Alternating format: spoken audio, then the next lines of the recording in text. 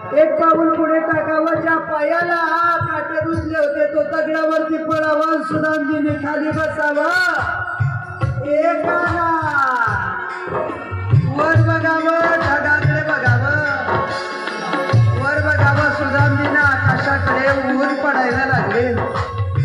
त्या सूर्य देवताला माझ्या देवाने सांगितलं, अरे जा, माझा भगवंत भक्त निघालाय. ते ढग सूर्याच्या आड आले, सावली आली. माझ्या सुदामजीने चालावं, माझ्या सुदामजीने चालावं, तिथे उभं राहावं. आंब्याची डाळ जे मागाय खांद्याला, माझ्या सुदामजीने ते काय आहे ते मागच्या खांद्याला. माझ्या सुदामजीने थांबावं, पाणी प्यावं, हरे राम हरे कृष्णाचा जाप करावा. हरे राम हरे कृष्णा कृष्ण कृष्ण हरे हरे.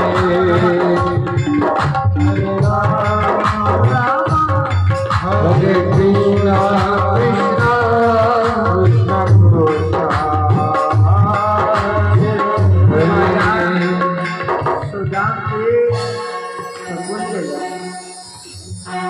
माझ्या सुदामजी थकले. संध्याकाळची वेळ झाली. एक झाड दिसलं सुदामजीला आणि त्या झाडाखाली सुदामजी झोपले. झाडाखाली सुदामजी झोपले. इकडे माझी रुक्मिणी माता म्हणते, का हो तुमचा भक्त आहे ना तो. अगं रुक्मिणी तुला काय सांगू ग, अगं आमच्या गुरु आईने चणे दिले होते, ते चणे त्या सुदामजीनं चोरून खाल्ले, म्हणून त्याला गरिबी प्राप्त झाली. इकडे भावल्या बसवत असताना, भावल्या नाही का, इकडे भावल्याचे गाणे केले नाही का, नाही का, ते पापड भाजीला चुली मांग ठेविला आहे ना. सासूने पाहिला कागद लिहिला, झुंझुन गाडी जोतली, त्यात महिना बसली. कोमालीचा थाट नागोबाची भेट, असा नागोबा थट्ट्याचा पाऊल पडला मोत्याचा. मोत्याला आल्या शिंगा, घाल ग पोरी पिंगा, एकीच्या का दोघीच्या, मामाजीच्या लेकीच्या. मामाची लेक गोरी, हळद लावा थोडी. शुकदेवजी महाराज वर्णन करतात, गरुडाला सांगतो माझ्या द्वारकेच्या पायथ्याशी आणून सोडतो. थोडेसे पुढे भाग. माझे सुदामजी सकाळी उठतात, धरतीचं दर्शन घेतात. धरतीचं कहा रस्ते लक्ष्मी कहामध्ये सरस कमले तो गोविंद कर प्रभात के दर्शन. सूर्याचं दर्शन घेतो, सूर्याचं. आणि पाऊल एक पुढे टाकतात माझे सुदामजी.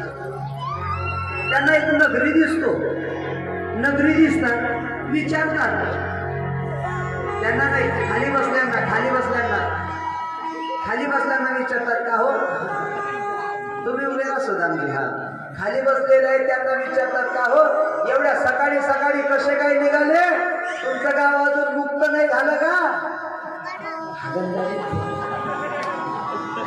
शाळेमांग जाता, शाळेमांग गेले, आता दंडच बसते. सकाळी सांगितलं ते, का हो सकाळी सकाळी कसे काय निघाले, झाले नाही का मुक्त.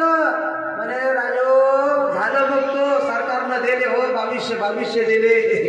आमच्याकडे 3-3 भेटले. लोकांना राजो जुन्यालेच कलर दिला, 3-3 हजार खिशात टाकले. म्हणे राजो त्याच्यात मेळ नाही बसत, म्हणे ते एवढं चांगलं दिसते म्हणे राजो भाडा, तर त्याच्यात कसं काय करावं, म्हणून मी बाहेर जातो म्हणे. बरं बरं ते नगर कोणचं म्हणे, ते सांगायला लागले, अहो हे द्वारका आहे. माझ्या सुदामजीला आनंद झाला, नाचायला लागले, अरे द्वारका आली, अरे द्वारका आली, अरे द्वारका आली, अरे द्वारका आली. माझे सुदामजी माझ्या कृष्ण कन्हैयाच्या महालाजवळ पोचले. महालाजवळ पोचले आणि विचार करायला लागले, अरे बाबा मला तर असं वाटत होतं की बडी दूर आहे. दूर नगरी बड़ी दूर नगरी, दूर नगरी बड़ी दूर नगरी, दूर नगरी बड़ी दूर नगरी, दूर नगरी बड़ी दूर नगरी. कैसे आओ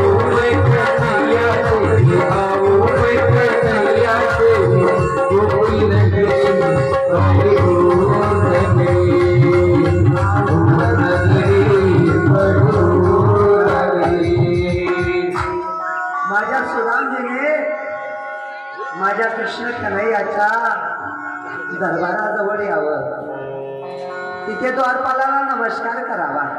नमस्कार नमस्कार केला. एक द्वारपाल विचारतो, तो महाराज कुठून आले? माझे सुदामजी सांगतात, अरे बाबा मी पोरबंदरवरनं आलो, मी पोरबंदरवरनं आलो. बरं बरं, तुम्हाला काय पाहिजे? सुदामजी म्हणतात, काहीच पाहिजे नाही, काहीच नाही पाहिजे. मग काहीतरी घ्या ना. नाही रे, ए बाबा तो तुमचा तो राजा आहे ना, आम्ही दोघं एका शाळेत होतो. त्याच्यात एक सुनील दादाचा पोरग म्हणते, अरे देखो देखो ये, देखो देखो ये गरीबी, ये गरीबी कहाँ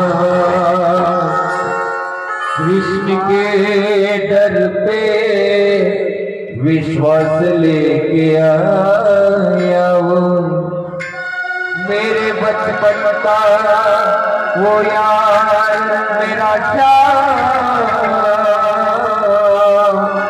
यही सोच कर आस लेके आया हो. अरे द्वारपालो कन्हैया से कह दो, अरे द्वारपालो कन्हैया से कह दो, इधर पे सुदामा अरे बाबा अरे सुदामा अरे बाबा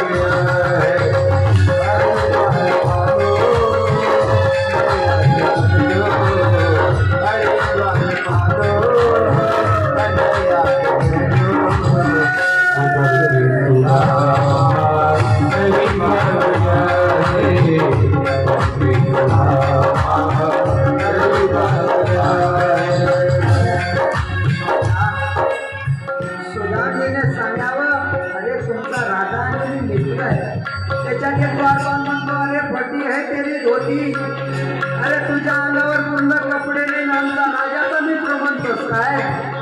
अरे आमच्या राजाचा मित्र नाहीस तू. तुझं नाव काय?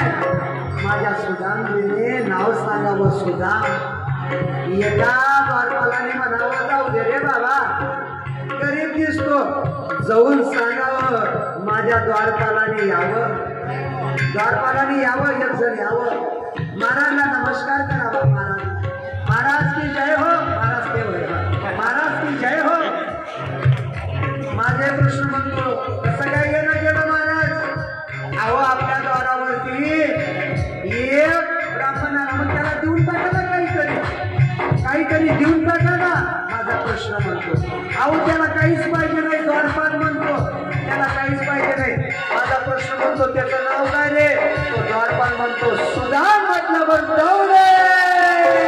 सुनते ही तूने चले आए मोहन, लगाया गले सुदामा को मोहन.